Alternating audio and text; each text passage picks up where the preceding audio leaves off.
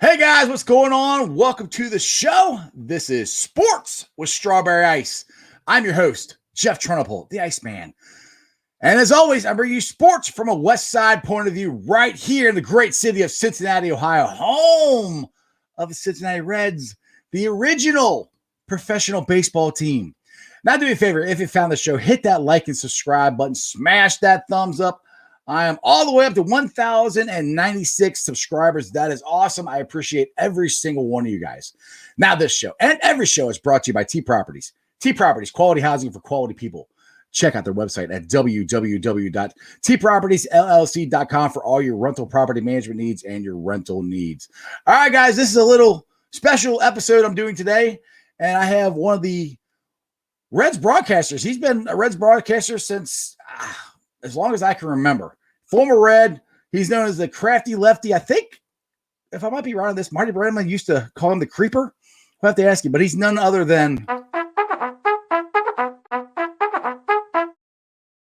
Chris Welsh. How you doing? Jeff, I'm doing great. And I got to tell you, thank you for having me on your show. This is my 29th year as a Reds broadcaster.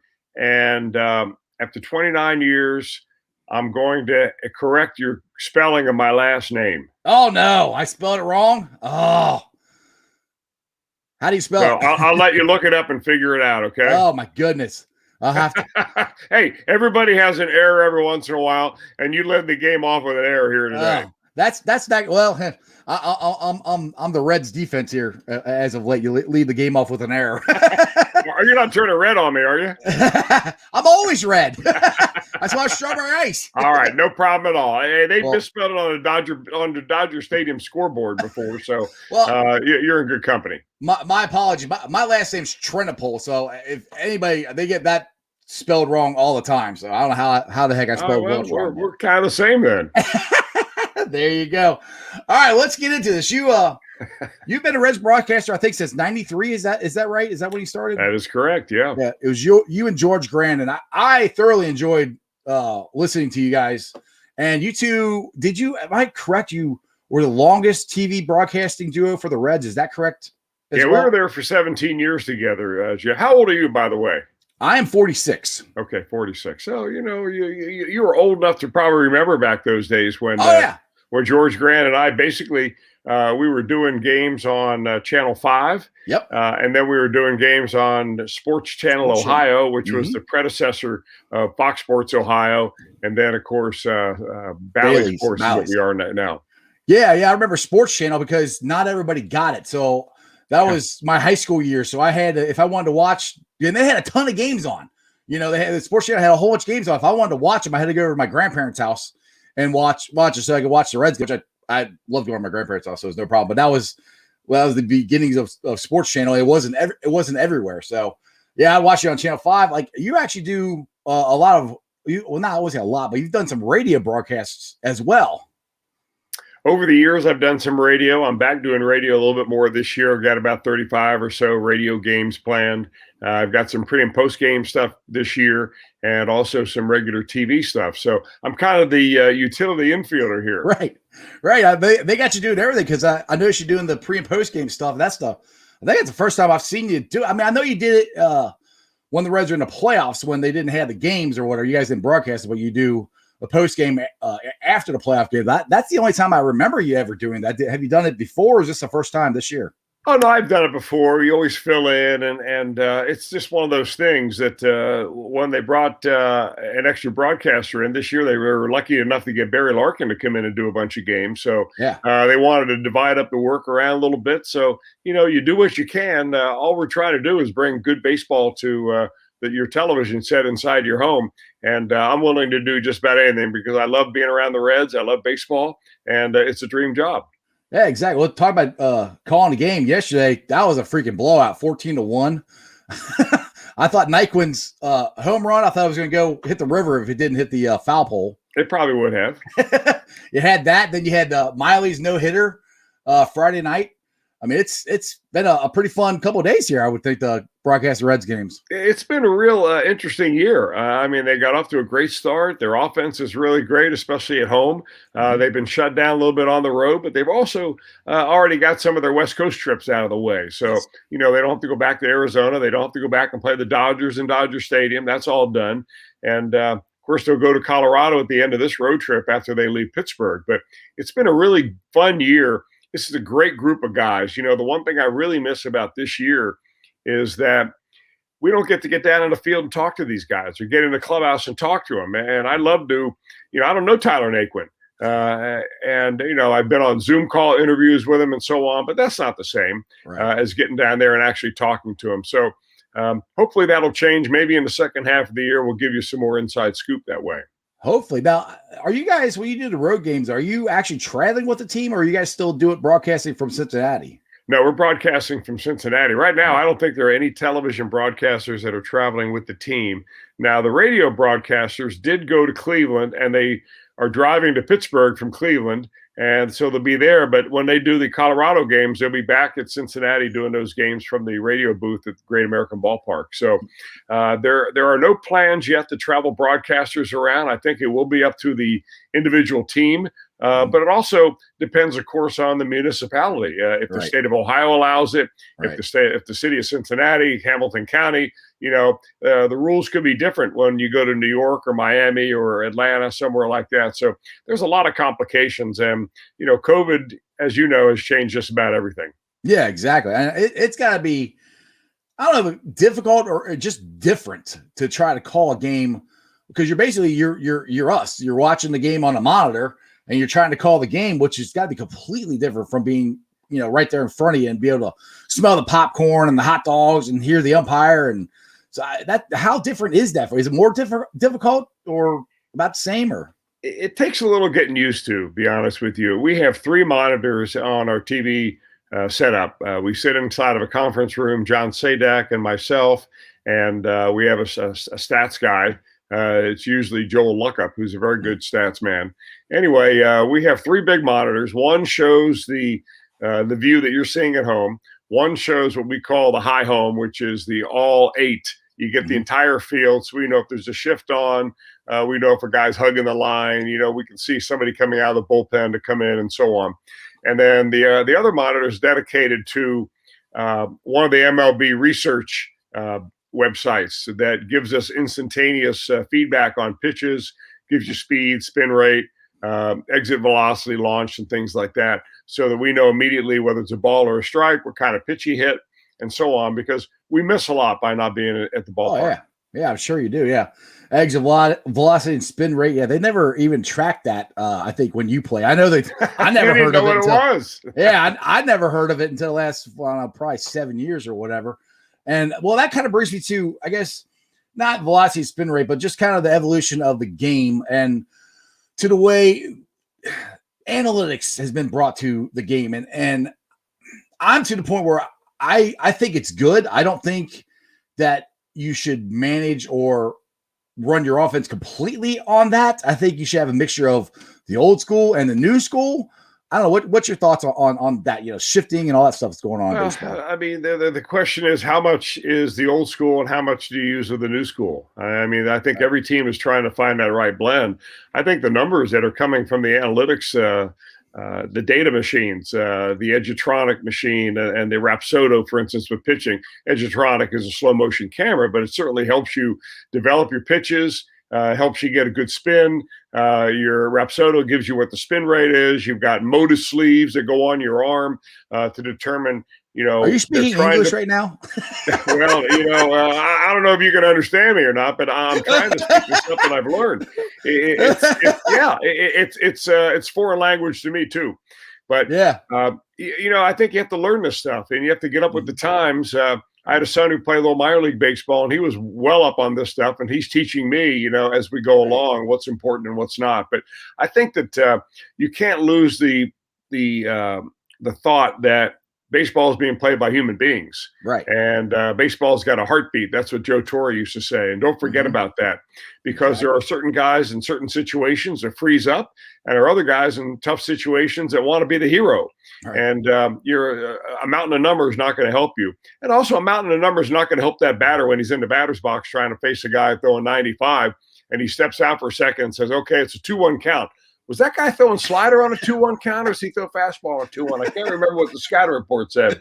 Right. At that point, it gets down to the basics of baseball. And I don't think that the analytics have been around long enough for the players that are playing now to have been brought up with them. So everything that you're seeing on the field, these guys have learned basically since they've been in the major leagues, or maybe a couple of years in the minors. Yeah, I mean, I always go back to what Tony Perez would always say: see the ball, hit the ball. And Pete Rose always said, hit the ball right back up the middle. So I mean, that to me, those are two pretty good philosophies from two Hall of Famers. Well, Pete Rose should be in the Hall of Fame, but two Hall of Famers. It worked out pretty well for them. So, but let's get into the Reds this year, the 2021 Reds, who are 16-16 right now. They got out of the gate, full bore, playing great, 6-1. And then, like I said, we go out west when they never do good out west, and they go and they lose 7 in a row. We've got Luis Castillo, who's 1-6. We got Eugenio Suarez, who I absolutely love. In my opinion, I'm starting to get worried about it, because I don't know if it's a slump now, because he was kind of swinging like this last year. And for me, those two guys are two key parts for this team to keep going. But they're 16-16. They're not out of it. I mean, what's your thoughts on how the season's been going? Well, they played 32 games, right? So they got 130 games to go. Yeah, I think it's a little early to give up on guys who've been all-stars before, and they've both been all-stars. Right. Suarez has hit 49 home runs. He's doing a few things mechanically wrong, and I think he'll probably figure them out. I'm not sure how long it'll be, but I mean, I like the guys that have done it before. I think they're going to do it again, unless there's an injury that gets in the way. And I don't think that there has been an injury to Eugenio Suarez. So, you got to let him play through it. You hope it doesn't affect his defense. He plays hard all the time. His teammates like him. They're pulling for him. I think it's going to end well for him. I really do. And I think the same for Castillo. I mean, he's still throwing the ball 97 miles an hour. He's just throwing the ball too many, in too good of a hitting spot when he throws it in the strike zone. So, playing in the major leagues, or really at any high level of sports, is always constant adjustment. You're always trying to make an adjustment. If you're a pitcher, you're trying to stay one step ahead of the hitter, and so on. And, everybody goes through a cold spot. So I think it's a cold spot for both of them. I'm hoping they get back on the beam, and I'm pretty confident that they will. Yeah, I use your phrase all the time, and you say this on the broadcast. The players usually play to the back of their baseball card, and that's why I keep saying about Gino. I was like, I know it hasn't gone right, but I do believe him and Castillo are going to get it straightened out. And we got, I think, the best pitching coach in baseball. So if DJ can't figure it out, we might be in trouble. But I'm sure he's going to be fine. I'm sure we're all. The biggest thing for me is you got to stay at least within striking distance at the AllStar break. Right now, we're only 4 out. Well, actually, we might be closer than that. I was 4 out yesterday. I didn't look at the standings today, but we're still in striking distance. We're not, like you said, we're by no means are we out of this. I mean, I think this race could go down to the final couple weeks of the season to determine who's going to take this thing. I think there are a lot of teams that feel the same way, and I don't see any one team running away from the rest of the pack. So, it's interesting. None of these teams really went out and did a whole lot in the offseason in the Central Division, that is. So, I think they all feel like the same thing you do, is that, hey, it's going to be very important games that they play in August and September. Right, exactly. Now I want to get back into some of your playing career. Now, you got to be managed by, like I said, I believe this, and I know you believe this, Pete Rose, who should be in the Hall of Fame. What was it like having him as actually, he ended up being your last manager, I think, because you ended up 86 was your last year. Is that correct? And yes. So 86 your last year, and Pete Rose was your final manager. What was it like getting managed by Pete Rose? It was surreal, because I was raised in Cincinnati, and right. I was always told as a kid, hey, if Pete Rose can make the major leagues, you guys can hustle your way to high school team or Yep. your college team and so on. Yep. Pete Rose had no talent, but look how much a heart he had, and so on. So, we were told to run to first base on a base on balls. We were told to hustle like crazy. The only thing we weren't allowed to do is go head slide first, just like Pete Rose, because they didn't want us to tear our uniforms up. But, it was great. I love Pete as a manager. I love him still. He was a great motivator. He knows the game. He was engaged in every game, every inning, every pitch, more than any other player I've ever been around. And unfortunately, I don't think the Reds really had the personnel in those days when he was a manager, although basically it was his team that ended up winning the 1990 World, wire to wire. Right. So I think he ought to be in the Hall of Fame. I've got a great deal of respect for him as a baseball man. And, he's a Cincinnati guy, and that's another reason why you love him. And he's from the West Side, just like me. So that's okay. Well, that I don't hold against him. So I gotta ask you this. And I know you've talked about this on the broadcast before, and I've tried to find the video on this, but there's a certain game that you threw over to first base multiple times. Was that a record? What game was it? Or who was it against? And just tell that story if you don't mind. Well, it was the first game I ever pitched as a Cincinnati Red. I got called up from Denver and was pitching. So I've got my family there, my friends are there, and so on. I'm pitching against the Cardinals, and they've got a lot of speedsters on that team. Vince Coleman was the leadoff man. Willie McGee was the second guy up, and I walked Coleman to start the game off. And then I proceeded to throw to first base 17 times while Willie McGee was in the batter's box. And there's a story recently published on, I think it was MLB.com. You can Google it up there and find it. The most pitches ever thrown over to first base. And it was a major delay of game. I remember people were booing me from the stands. Remember, I'm playing in Cincinnati. I think my own parents were booing me. The only people that liked me were the concessionaires. They sold more beer during that at bat. So. Right. Anyway, my philosophy as a pitcher was throw over one more time than you thought you had to. And every time I came to step, I'd look over there at first base and I'd look in the eyes of Vince Coleman and I would tell myself, you know what? He's going on this one.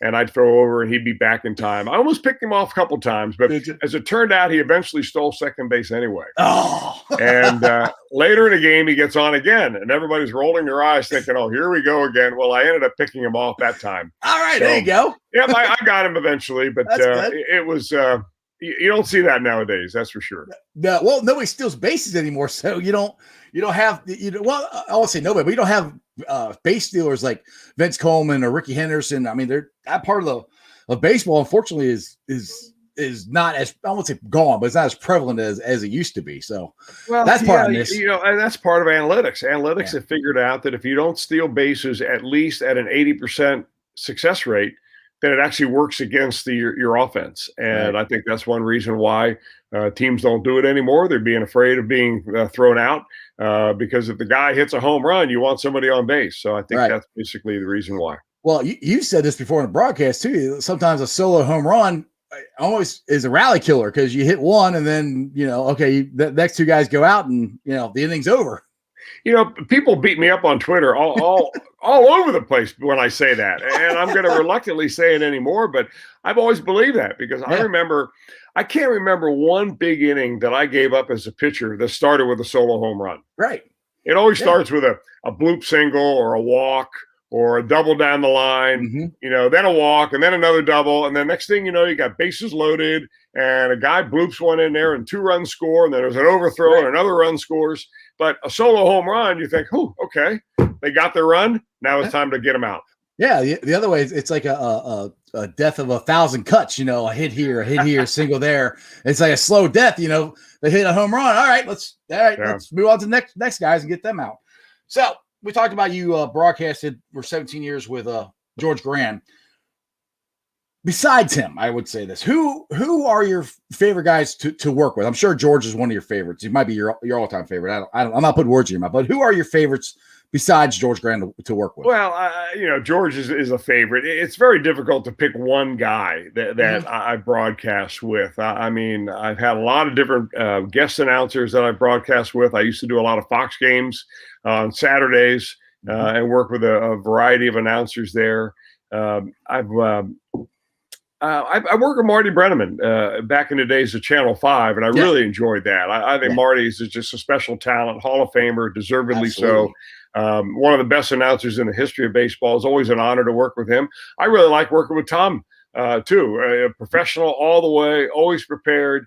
Tom probably called the big call, the home run, the big-time home run, as well as anybody in the business. And I really enjoyed those. I would always have to remind myself, just shut up, Chris, and let him do the talking. Right. And but now I enjoy John Sadecki. I really do. He comes with a little different amount of energy, a different kind of flair. But he's a solid announcer, does his homework, and he's ready every day. And he's a Star Wars fan. He was talking about that last night on the broadcast. So I got a question. You brought up Marty Brenneman, the Hall of Famer. Doesn't he refer to you as the Creeper? How did that nickname come around? Marty always tries to hang nicknames on people. Sometimes they stick, sometimes they don't. That one is going away, fortunately. And basically it had something to do with the speed of my fastball being so slow it would creep up to the plate. And he was always trying to make fun of me, and so on, in a good-natured way, because if you make fun of somebody, it means you love them. And I never took offense at that, but Marty, he tried to get that to stick. Unfortunately, it's going away because it takes some explaining. Right, exactly. Now, you are friends with a soap opera star. If I remember back in the day, my mom used to watch Days of Our Lives, and I think he's John Black. It was his name then. I don't know. I just remember we're going back to when I was in high school. You guys are out in L.A., and all of a sudden I don't even remember the actor's name, was in the booth with you guys. How did you get to become friends with him? And what is his name? Third baseman. He was my third baseman in college. I was at the University of South Florida. He was a baseball player. In fact, he signed a minor league contract with the Yankees. His name was Don Hogeston, and he goes by Drake Hogeston. It was actually Donald Drake, so it's not like he took a stage name. Right. And then when he got released out of the minor leagues, he saw an advertisement in the New York Times that Hollywood was looking for new faces. And it was kind of a bait and switch ad, and he followed it up, and it was an acting workshop. So he got involved in the acting workshop, ended up moving out to LA, right out of college, unemployed, didn't know what to do, and got a job doing some TV commercials and so on. He was on a show called Seven Brides for Seven Brothers. That was a musical half-hour sitcom type show, and it lasted one season. And he was the only brother that didn't sing or dance. He was like the tough guy, the Western. Right. And then he got a job in the soaps with Days of Our Lives, and I think he's still doing it. I mean, he's been doing it for 30 plus years. So he and I have been kind of in our same job for a long time. I talk to him all the time. Great guy, very talented, and I'm just very happy. Unfortunately, we don't go to LA to have him on the air anymore, but I would if I could. Yeah, that was back when the Reds were in the NL West, which I still never understood why we were in the NL West. But but let's get into John Sadecki. You brought him up earlier, and I actually really have enjoyed his work with you and Barry Larkin on the broadcast this year. He, like you said, he brings a different kind of energy, and I think he brings an element of fun to it. It just seems like he just is having a blast. It looks like all of you guys are having a blast when you guys are working. I mean, I really like John Sadecki a lot this year. I do too, and I think what you say about making it fun is very important, because what I try to remember, Jeff, when we're broadcasting, is that everybody who's watching has issues. Okay, everybody's got a kid who's having a hard time in school, or a mom who's sick, or grandfather that may have just passed away, or just whatever it is. I mean, your dog died. I mean, everybody has issues, and the last thing they want to do when they turn on the TV is hear you complain and get too serious. And hey, let's just have fun. This is baseball, not brain surgery. And I think John Sadecki gets that. He was a very good choice to come in and do these games, and I'm really enjoying working alongside of him. Yeah, it's a lot of fun watching guys, and honestly, that's the same philosophy I have on my show. There's so many down and dreary things. I just try to have fun with this, and I get to interview guys like you, which I never thought I'd be able to do, which is really cool. So you have your Baseball Rules Academy up there. Would you like to explain to everybody what that is and what you have going on there? I always thought as a broadcaster, since I played, I knew the rules, right? And we all think that we've been around baseball a little bit. I know that there are a lot of people that played, knot hole and then high school, and they think, well, I know the rules. I played for 10 years. Right. And I thought that too until the first time I'm in the booth doing a game with George Grant, and some kind of crazy play happened on the field. I didn't know what the answer was. I tried looking up in a rule book, couldn't find it, came back and had to admit to the audience, folks, I don't know what this rule is. And I decided right then and there I didn't want that to happen to me on a regular basis. So I started a database where I would put in regular words, and those words would link to certain rules in the rule book. Like catcher hits runner with the ball. Right. What happens? Right. So, and then I realized very quickly within the first few months that the baseball rule book is complicated. It's convoluted. It's got a lot of cross references. And you basically can't find anything in 30 seconds on that rule book. So I kind of began a journey to start a website that had as much information about the rules of baseball as possible. So I've been doing it now for about 8 years. We're getting about 4,000 people a day on my website. And we've got hundreds of articles, hundreds of videos. It's a free website to look up any rule you want. A lot of our blogs and videos and so on, you have a limit of, I think, 5 per month that you can look at free. And then after that, we want you to become a member. But we're putting into place all sorts of online learning modules where umpires can go to get certified, where coaches can go to understand the rules. We have rules at different levels, major league rules, college rules, high school, little league, all those things are on there. And all you have to do is dial up baseballrulesacademy.com and you'll get all the information you want. Well, there you go. Because there's been times where I can't think of a situation right now, but I'm like, really? That's the rule? I didn't even know that. It's just, now the thing. I got a question for you're a West Side guy. You probably know a lot about baseball. Okay, here's a situation, right? All right, go ahead. A guy bunts a ball. Yep. And it's out in front of home plate, and he drops the bat on the way to first base. He's running down to first base. Now the ball rolls into the bat, and then goes into foul territory.